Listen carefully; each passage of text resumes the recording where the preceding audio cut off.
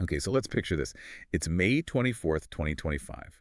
The big night at Cannes, the 78th festival, that buzz in the Grand Linear Theater, everyone waiting for the Palme d'Or. Mm-hmm. The climax of the whole thing. Exactly. And then the winner is announced, Jafar Panahi, for It Was Just an Accident. And it felt huge, more than just an award. Oh, absolutely. A huge statement, especially, given everything Panahi's been through, this filmmaking ban, the travel ban, since 2010. Over a decade. Yeah, over a decade of the Iranian government basically trying to silence him, all because he, attended a funeral, supported demonstrations back in 2009. It seems impossible, right? How do you even make a film, let alone win the biggest prize at Cannes, under those conditions? Well, that's the thing about Panahi. He finds a way. He always has. Remember, this is not a film. Shot in his living room. Exactly. Smuggled out on a USB stick hidden in a cake, wasn't it? I think so, yeah. And Taxi, filmed entirely inside a cab driving around Tehran. It's just pure defiance, pure creativity. And that defiance, that creativity, it clearly hasn't faded. Which brings us to this film. It Was Just an Accident. Right. Tell us about it. It sounds intense. It really does. It's described as a revenge thriller, apparently quite gripping, and it draws directly from his own pretty recent experience in Evin prison. He was jailed again. When was this? 2022. He went to inquire about another filmmaker, Mohammad Rasulov, who'd also been detained, and they just locked him up too. Just for asking. Wow. Yeah. So the film, it's about these former prisoners, and they run into a guy they think might have been their torturer. Oof. Heavy stuff. Justice, revenge. Yeah. All those big questions. Definitely. But interestingly, it's also been called furious but funny. That combination. How do you even do that? Fury and humor dealing with torture and imprisonment. That's the artistry, isn't it? Taking that raw pain, that trauma, not just his own, but stories he heard from other prisoners. Apparently that's where the characters came from. So based on real conversations inside. Seems like it. Real stories, real pain. And he's explicitly said the film reflects the violence and brutality of the Iranian government.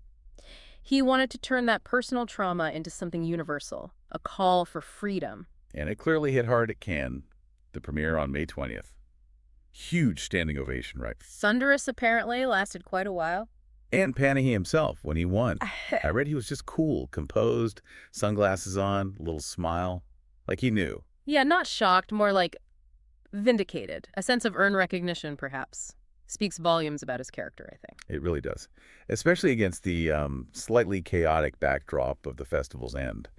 Wasn't there some drama? Oh, right. The power outage. Just before the closing ceremony. Bit weird. Yeah, police suspected arson. Added a strange edge to the whole glamorous affair. Definitely. Though John C. Reilly apparently joked the films were generating enough electricity anyway.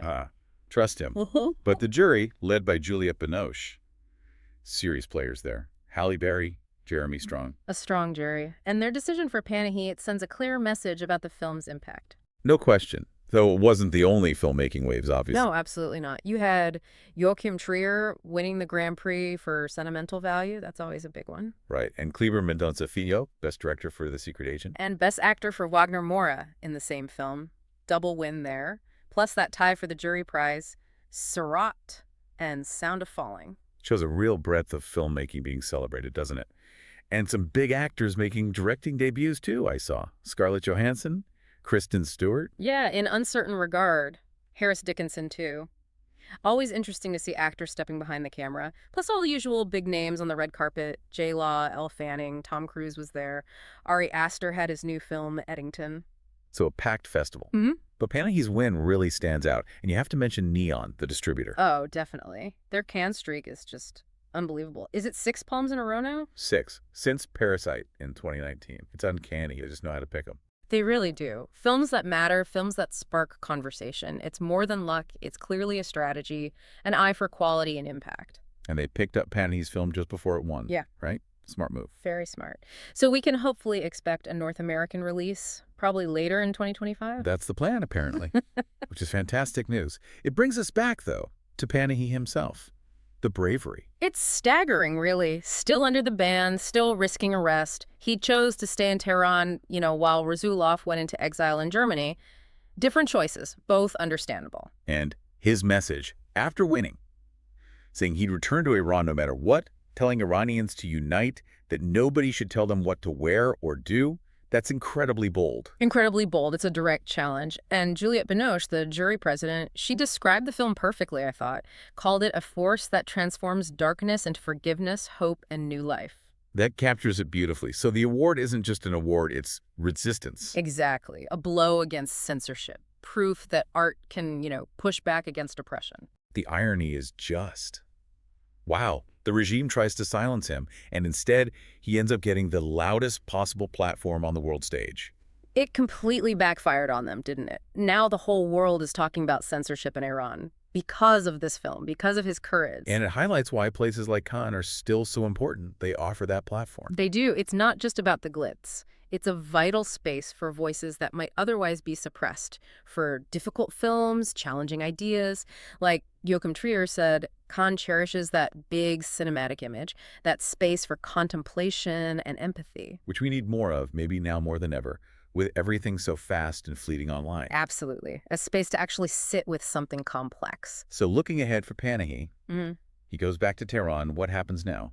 More scrutiny. Almost certainly, unfortunately. The risk is still very real for him. But based on his history, you wouldn't bet against him finding a way to keep creating. No, you wouldn't. He seems unstoppable. And for us, well, we wait for it was just an accident to arrive later this year. It feels important to see it. It really does. It feels like more than just watching a movie. It's like witnessing an act of profound courage. It's a testament, really, to what one person can do, the power of art against terrible pressure. It makes you think about resilience, doesn't it? His commitment, his sheer nerve.